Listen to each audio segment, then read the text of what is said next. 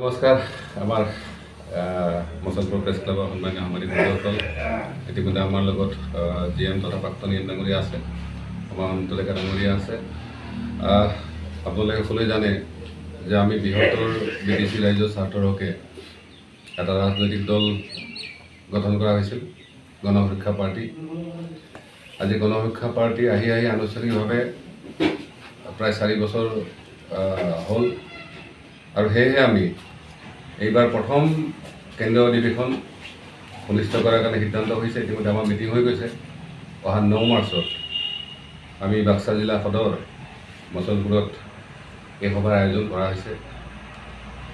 এই সভাৰ মূল ডিচিশ্যন কমিটিৰ দায়িত্ব আমাৰ ঘনশ্যাম দাস ডাঙৰীয়া, তেওঁ সভাপতি হিচাপে আছে। জেনেৰেল ছেক্ৰেটাৰী হিচাপে আমাৰ বনমালী ৰাভা আৰু নৱ দাস আছে, আমাৰ বাক্সাৰ সভাপতি।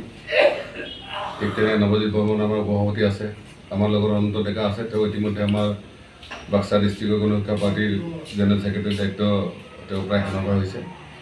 তেওঁ ফাইনেন্সিয়েল দায়িত্ব দিয়া আছে। এই অধিৱেশন মূলতঃ আমি এদিনীয়া কাৰ্যসূচী থাকিব।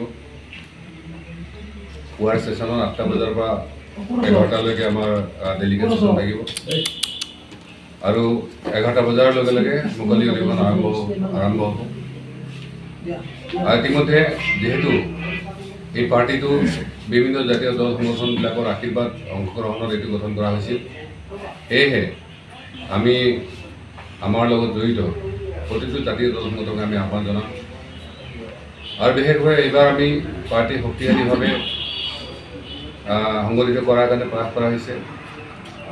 আৰু আমি আপোনালোকক ক'ব পৰা সুখী হৈছোঁ যে ইতিমধ্যে আপোনালোকে জানে যে ভাৰতবৰ্ষত বিভিন্ন প্ৰান্তত GSPৰ অসংখ্য কৰ্মী আছে।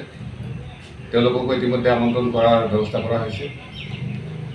আমি আহক, মচলপুৰত আমাৰ যিখন অধিৱেশন হ'ব তাত সমগ্ৰ BTC আমাৰ সৰ্বাংশী সমৰ্থকসকলে GSPৰ সমূহ কৰ্মীৰ লগতে আমি সাংবাদিক বন্ধুকে আদি কৰি বিভিন্ন বুদ্ধিজীৱীসকলক আমি নিশ্চিতভাৱে ইয়াত আমন্ত্ৰণ জনাম, যাতে আহি থকা দিনত আমাৰ BTCত ৰাইজৰ অধিকাৰ মৰ্যাদাৰ প্ৰশ্নত যি ধৰণে আমি যুঁজি আছিলোঁ ৰাজনৈতিকভাৱে, সেই যুঁজখন যাতে আগবঢ়াই লৈ যাব পাৰোঁ।